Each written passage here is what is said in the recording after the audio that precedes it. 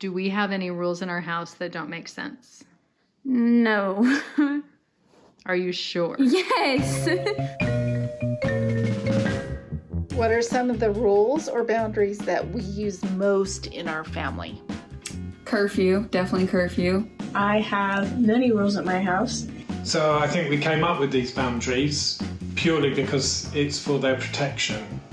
My mom and dad have rules.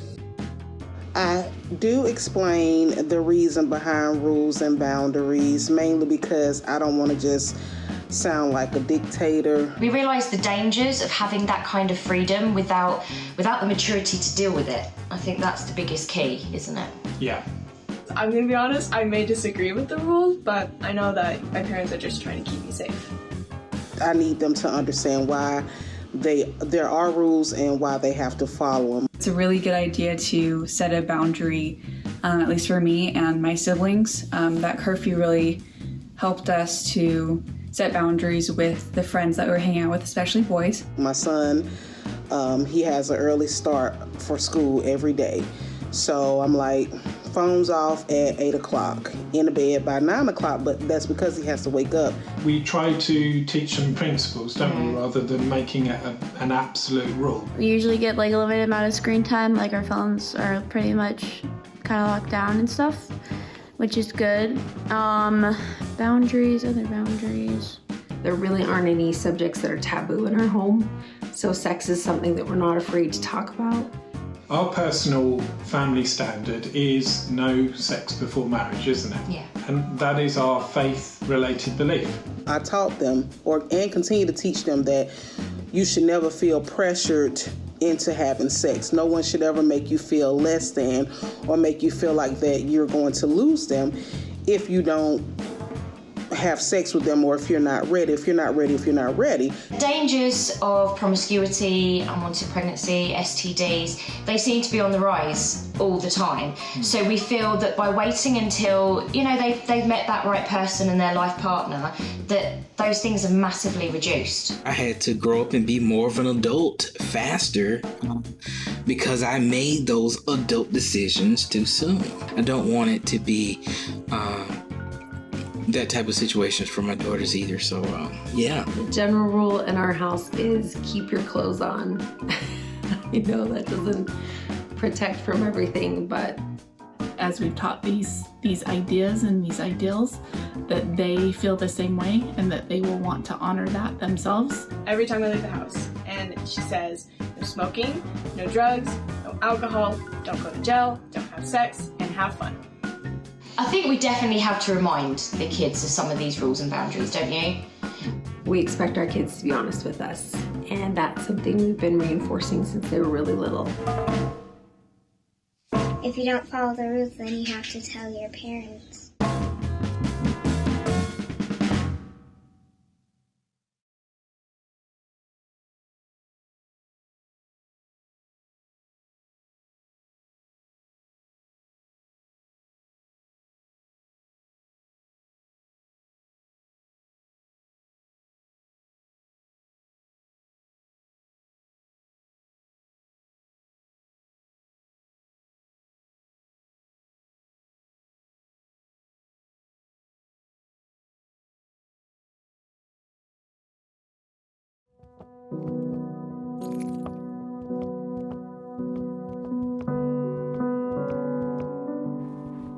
Tara, why are you crying? What's wrong? Nothing. Well, I can see that you're very upset, so just tell me what happened. You're just gonna freak out like you always do.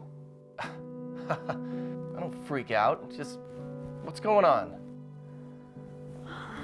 Okay, well, when you and Mom went to bed last night, some of my friends picked me up and we went to this college party. Wait, are you serious right now? Are you kidding me? What were you thinking? Well, it was just a party. Oh, okay, so a party. So there's probably drinking, guys, drugs. What did you do? Did you do anything? Did you have anything? Never mind, I knew you would do this. I don't want to talk about this anymore. No. Tara, this is serious. We're talking about this right now. Well, you aren't listening You're to gonna tell me. me everything Stop that happened yelling right at me. now. Tara, we're gonna talk about it right now.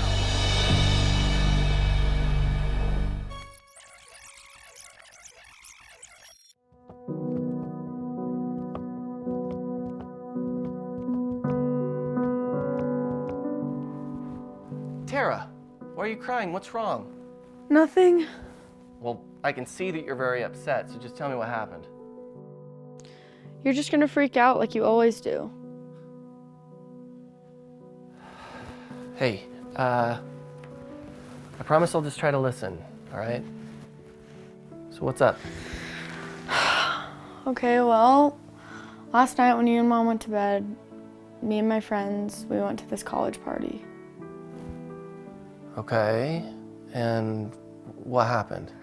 Well, we got there and people were drinking and there was alcohol and people were smoking weed. Okay. Well, and we were there and like people kept offering me beer, like a lot, and I kept saying no and it was getting awkward, I don't know, and so I just held a beer in my hand, like I didn't want anyone to ask me about it anymore, so I just held it, but I didn't drink or anything.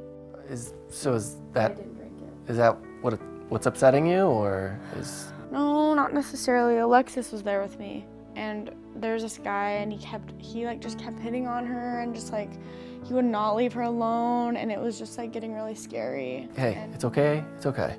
Take a breath. Can you tell me what else happened?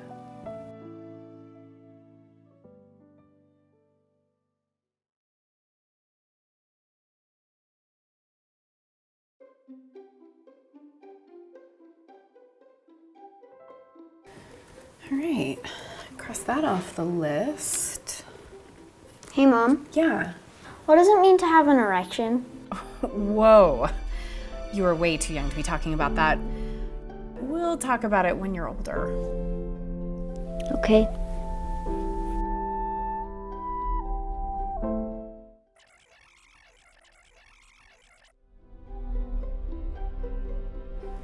All right, cross that off the list.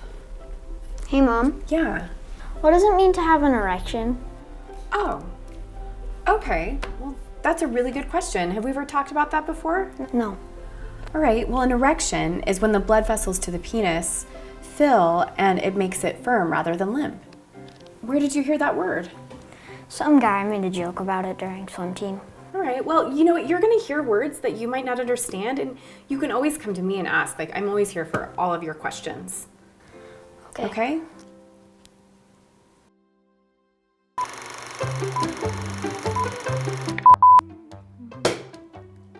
Scared me. Sorry, didn't start Schmoopy.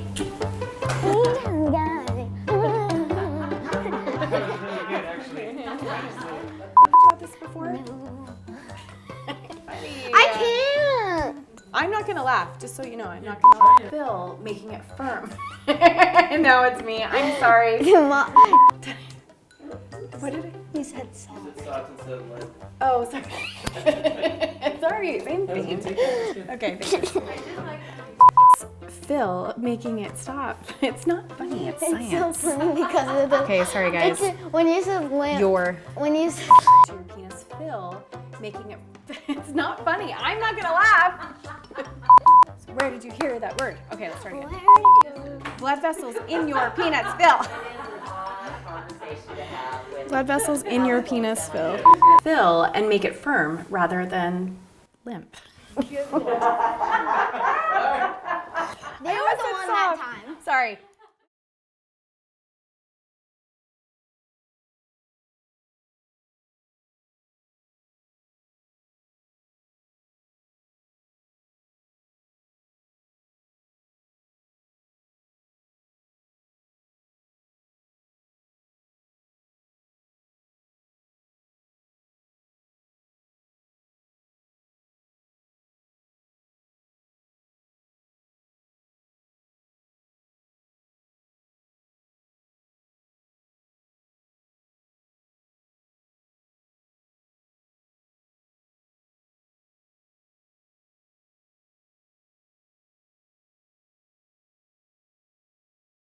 One of the key tools parents can use to reduce the risk of sexual abuse is learning how to talk to their children about sexuality, and specifically teaching them healthy sexuality.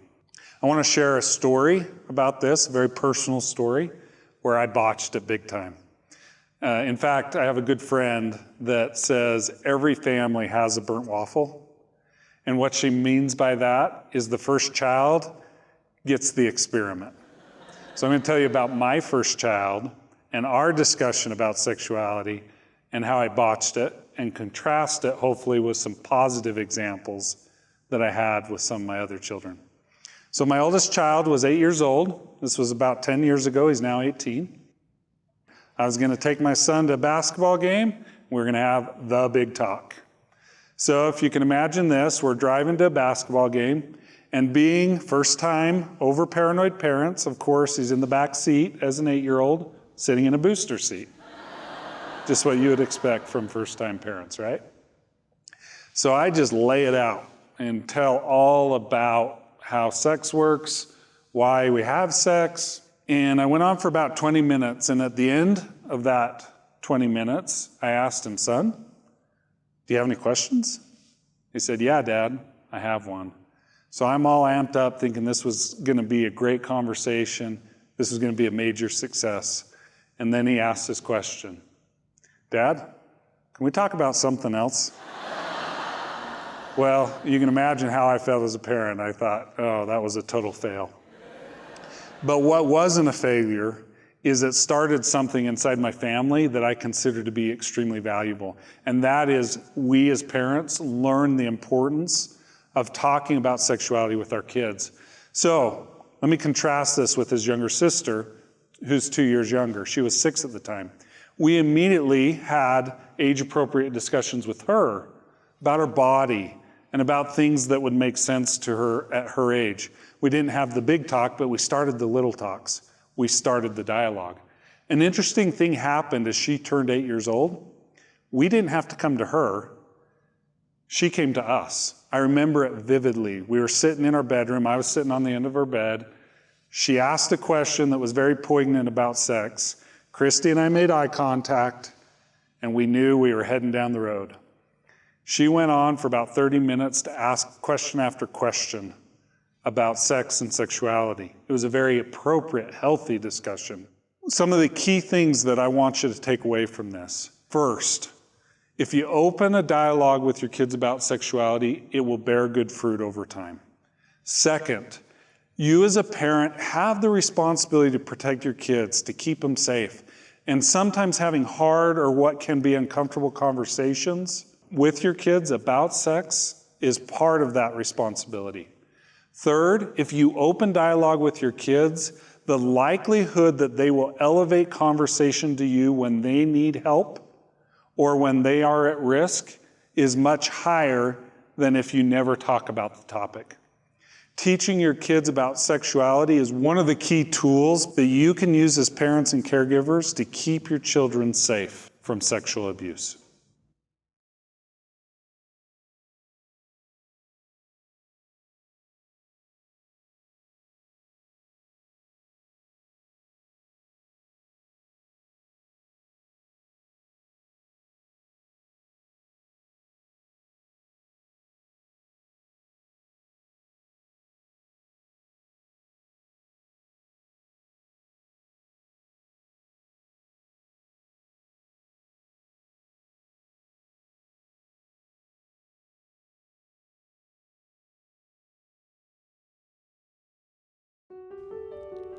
Piensa la última vez que tu hijo tuvo una reacción muy fuerte a una situación o se sintió abrumado.